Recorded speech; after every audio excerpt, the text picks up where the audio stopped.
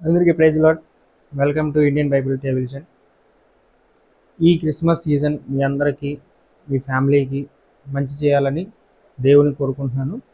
ఈ Christmas season స్టార్టింగ్లో మనం ఈ నెలంతా దేవుడు క్రిస్మస్ సీజన్గా మనం భావిస్తాం.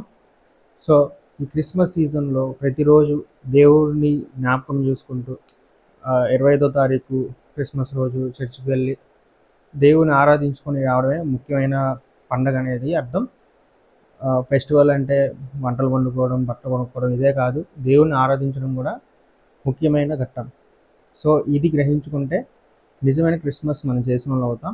ఆచారాలకు పోకుండా బైబిల్ ప్రకారంగా మనం జీవిస్తే దేవుడు ఇచ్చే ఒక శ్వాసను మనం పొందుకుంటాం. మతోన్మాదులు ఎన్నో ప్రయత్నాలు చేస్తారు ఈ క్రిస్మస్ సీజన్ చెడగొట్టడానికి.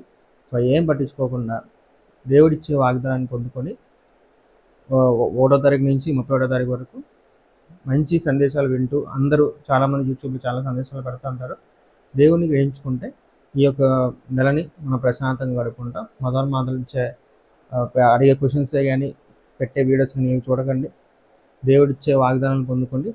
Praise lord.